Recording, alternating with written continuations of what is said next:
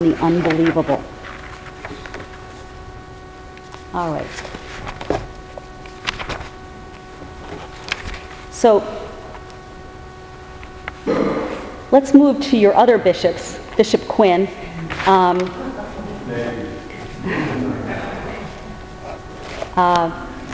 We got hold of a transcript of a talk Bishop Quinn gave to the Midwest Canon Law Society in 1990. So Richard Lennon isn't your only deceptive official.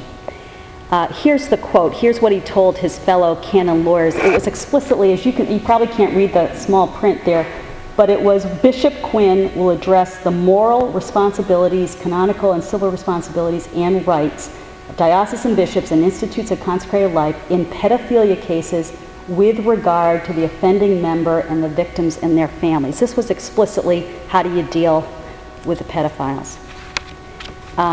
He said, if there's something there in your files that you really don't want people to see, meaning law enforcement or victims, you might send it off to the apostolic delegate because they have immunity to protect something that is potentially dangerous. He basically was saying, get your files out of the chancery so they can't be subpoenaed. And we really cannot forget Bishop Pilla when we're calling Cleveland leaders to accountability, because he made sure that you didn't know and that you still don't know the extent of the abuse crisis here in Cleveland.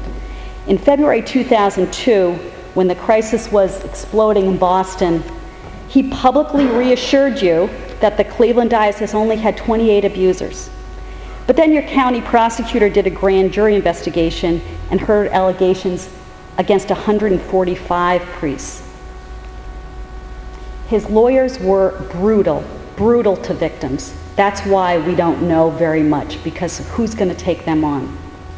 There's a story of, you had a principal, a lay person who actually was in jail, but then the victim, who was a 14-year-old boy, sued the diocese for the same crime, and I guess he was deposed for 2 or 3 days, and it was just so demeaning and horrible by the diocese's lawyer that he was utterly in tears and dropped the case. And the mother just said to Pilla, why would you do this to my son?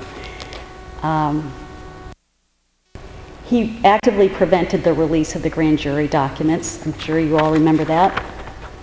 He killed the legislation in 2005 to let child sex victims seek justice by suspending the statute of limitations. And the result is that you guys really haven't paid too much for abuse. The diocese managed, in other words, to really suppress this crisis, prevent lawsuits, and discourage victims from coming forward. So you've paid $14.4 million. That was as of 2003. So from 1950 to 2003, the diocese says it only paid $14.4 million, and that was their legal costs plus therapy for victims, I assume therapy for priests, and payouts to the victims to keep them quiet. And we also cannot ignore the very troubling and still unanswered questions raised by the criminal cases of your former CFO, Joseph Smith, and the accountant, Anton Zagoznik. Here's a photo of a check to Pilla that the defendants claim was part of a system of secret compensation involving dummy corporations and off-book bank accounts, including the one that allegedly Pilla had, in which this check allegedly was deposited. And we have, if you're curious, if you can't find them on our website, let me know, but we have these and many other documents about the Smith-Zagoznik case on our website. I always feel at this point, I almost can't go to parties anymore because I never say anything positive, and I always feel sorry for my audience at this point. There really is, I have a tremendous amount of hope for us as a church. I mean, I think we're involved in something much bigger, and I say this with great respect for what you're trying to do with your parishes, but it's bigger than saving an individual parish. We're really trying to save our church. And I think some of these bishops are criminal. I think they belong in jail, but they are fellow human beings, and we are partly responsible for what they did because we haven't acted like grown-ups, and now we are. And I think our gathering today is a sign that the tide is starting to turn. There are gatherings like this all over the place. People are really waking up. And we are finally taking ownership of the church. I don't know about you, but I've never experienced my Catholicism in such a vivid way as I have for the last 7 years.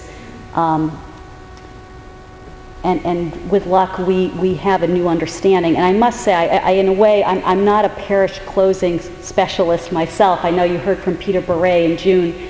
But the people in Boston who are still occupying their churches, they have the most vivid faith communities, the most vibrant, joyful. I mean, it's like these people have just come alive. It's absolutely electric to go and be with them.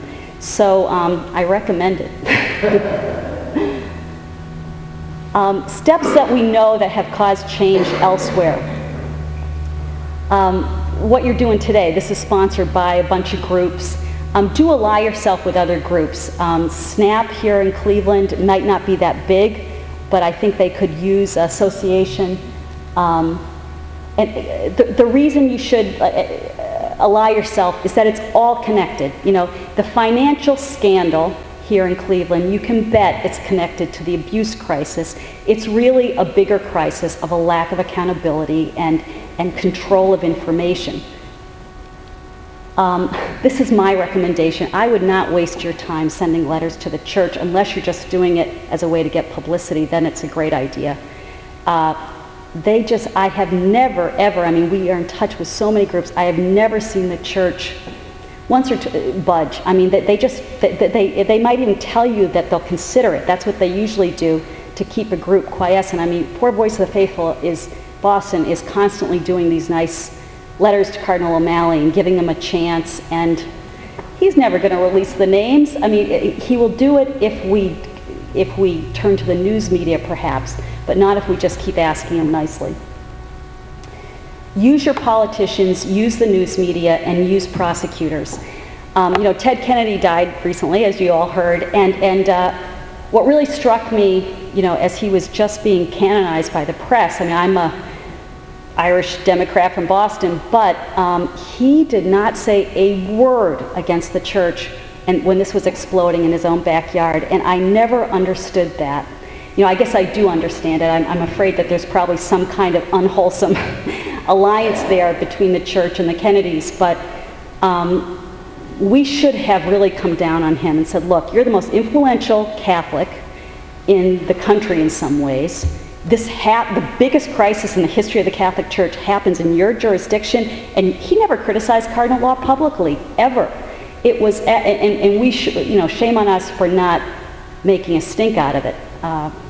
He could have helped us a lot more. Can you imagine a quid pro quo with Kennedy in the church? Yeah, I would guess that there was something like that. The question was, can you imagine there was a quid pro quo going on there? And I think that's the only explanation, because he spoke up for every other single disenfranchised group, you know.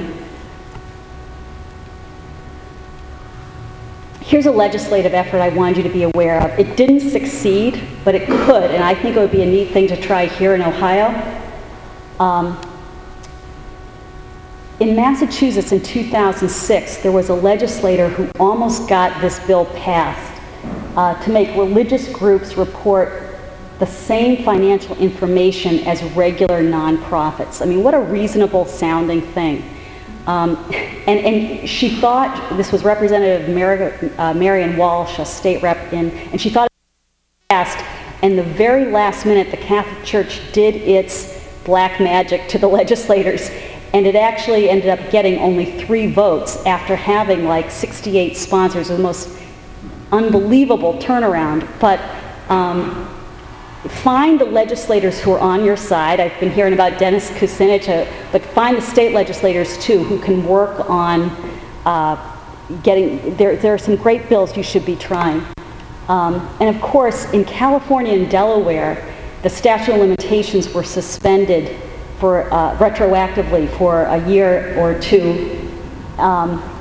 And that was an amazing thing in terms of holding the churches there accountable. Hundreds of perpetrators were identified. And don't let anyone tell you this puts a diocese out of business. It didn't. None of those dioceses went bankrupt. Well, San Diego did, but not because of they actually had a tremendous amount of real estate assets. The antidote to corruption is information.